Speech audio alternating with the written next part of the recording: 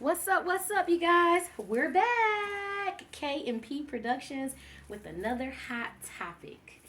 I'm excited to be talking to you today What's up, baby? and talking to the people. My So, what sexy you want to baby. discuss, baby? We're gonna discuss what was it that school incident?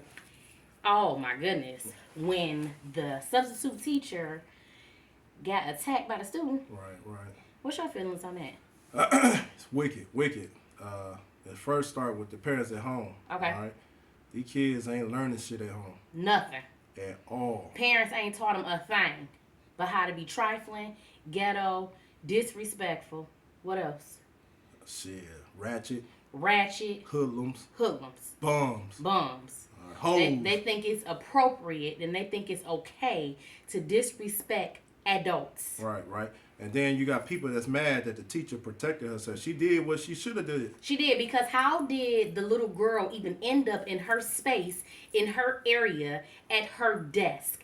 Now, typically when I was in high school, I went to Cass Tech here in Detroit, Michigan, and we could not even be 5 minutes late to class, let alone raise our voice at an adult, let alone raise our voice at our teacher.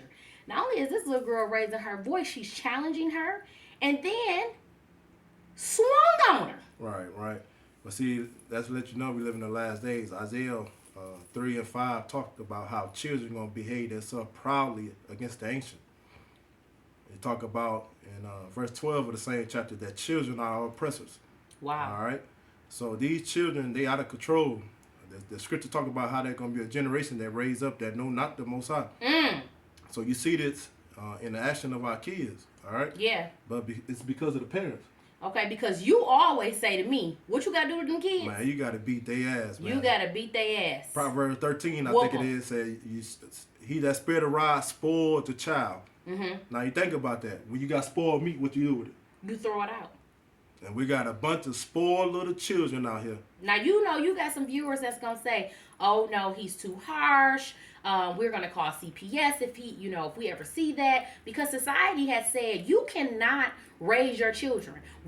Society wants your children to be out of control, especially if they black, so they can end up Yeah, I'm in about to prison. say that. They don't, listen, society want black children to be out of control. Yeah. That's how they keep the money cycling through them. So even though you had the children, you're paying for the children, they want to tell you how to raise the children and how to bring them up. Right. Because they don't want you to raise the children at all. Mm-hmm. All right. Because they know that when we as black people stick together. Yep. All right. When we raise our kids as a village. Yep. All right. They know they can't do nothing to us. Mm-hmm. They can't overpower us. They can't outthink us. They can't outsmart us. Nope. They can't outwork us. I don't care what they say. No. All right. There's no Getting around it. right, getting around it. What the word they been using? No pun taken. Intended. All right, take it to the Mexicans. The Mexicans, listen, it take 80 Mexicans to get one job done. Okay. All right. So All right. I mean, I'm not down talking about just the reality. You uplifting your people. Right. Black people built this country up. They did on their backs. Right. So don't come and tell us that we lazy. No. You have put systems in place that has allowed some of us to be lazy. Right. But once again, it's institutionalized racism. It's all a setup. And in particularly this child, I'm pretty sure, because we haven't heard her mom speak out or anything, I'm pretty sure that her mom thinks that the teacher was wrong. Right. You know what I mean? There's a lot of people that's like, oh, the teacher could have handled herself appropriately. But this is what I need to say to these people. These kids, these children are killing people, Right. okay? They're killing their mothers. They're killing their grandmothers because they got angry because you didn't give them their phone. And they think it's appropriate to challenge authority. Now, people like this typically end up in prison or dead. Right. That's where she headed. Listen, the problem is, Okay. all right, and one thing I stress is, even when I talk to my kids, social media has fucked up our people. Yeah, and parenting, bad, real bad. Parents don't parent no more. They let social media, YouTube, all this different bullshit raise the kids. Technology, yeah. So when you take it from them, you have taken their little God. So now they about to act up. Act the real bad. All right, so that's why that little girl was acting up. All right, so I bet you that 3/4 out of the day, she's on her cell phone on social media, engaging in who God know what. Yeah. But it's not even a fact that she acted up, because growing up we acted up. We talked back behind, talked back behind our parents' back. We, said things underneath our breath. This was beyond acting up. But see, she thought she could take right. on her teacher. She tried to fight her teacher. Because this is the mindset that the scripture she said. Did fight her. This spirit was going to be upon our kids in the last days, because we don't train them up according to the scriptures. Proverbs chapter 22 verse 6, I think it is, said, train up a child in the way that he should go. When he old, he should not depart from it. Okay. So when you got kids out here that will fight teachers, when I was coming up, if you fought the teacher was going to whoop your ass. And then when you got home, your parents was going to whoop your ass. Your parents was going to whoop your ass. Double time. All right, so when these kids go home, the parents is condoning. High-fiving. Right, That's you should have beat that bitch ass. If you don't want the teacher to be in authority over your kid, teach them at home. Yeah. Homeschool them. Yeah. And it's terrible because teachers get paid minimum to nothing. And they're with your children for 8 hours plus. And they're not just with your children, they're with multiple children. And when you have a child that's this disruptive and is this disrespectful, they're taking away from the teaching and the learning from the other children. Not only that, but what type of precedent has this set where a child thinks that they can take their teacher? What other children are going to think they can do the same thing? Right. When you was younger, would you cuss in front of adults? No, I ain't cussing. Would you cuss in front of a grandma? What we call cussing.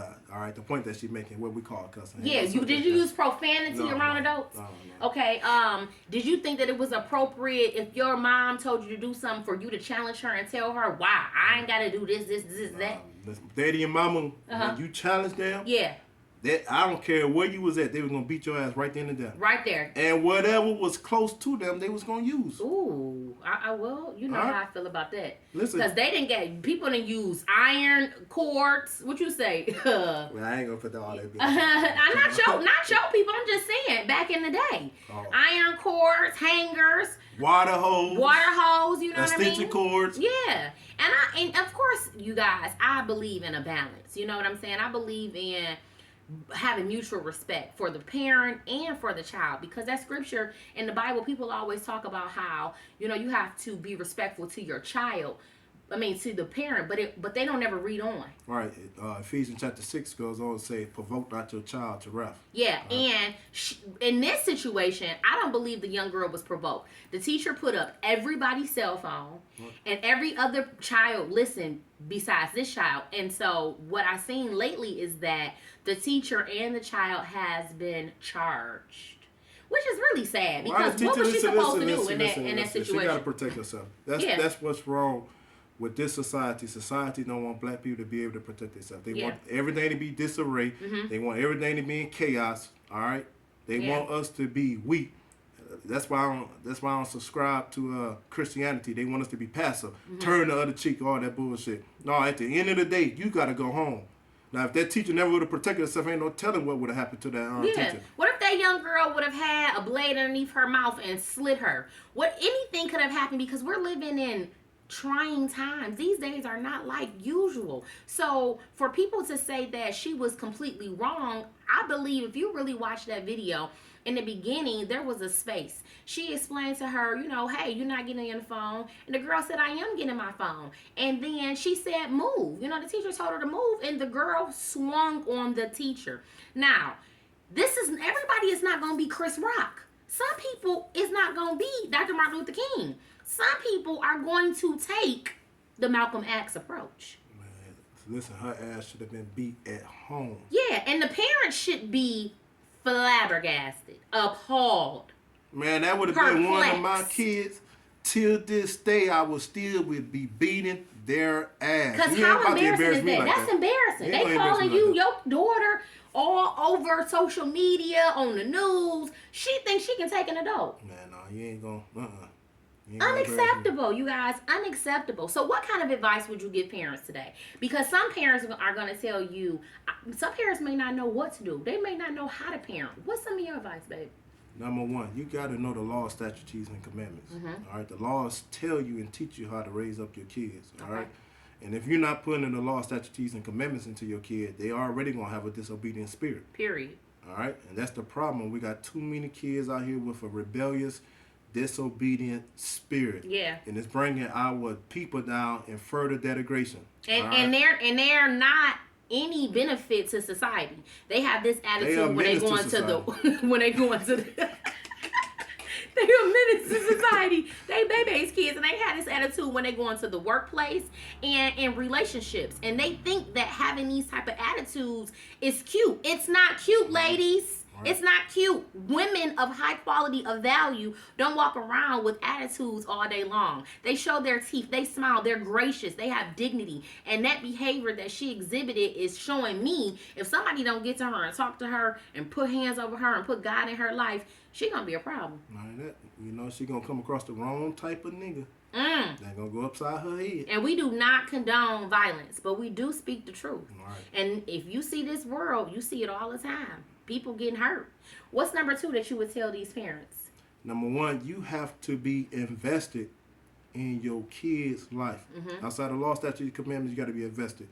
You got to be aware of what they're doing, what they're not doing. All them shut doors, all that they get privacy, not in your house. Right, and not in that, you got to have open conversation with your kid. I have open conversation with my kids.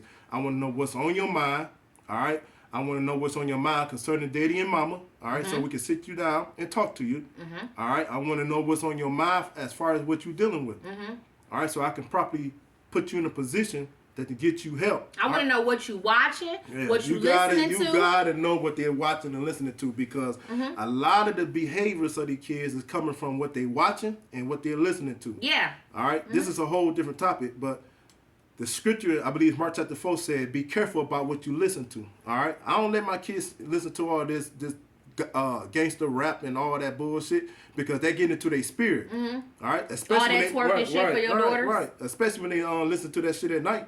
All right? They wake up with a different spirit. All right? No. You ain't going to be listening to all that shit. They wake up with what, baby? A different spirit. You be like, what the fuck they got into you? That shit they listening to. All right? Number 3. This is the last point, babe. Or do you have more points? I mean, I can go on all day. The third one is... give them love. Right. Yes, show your children love. Especially as men.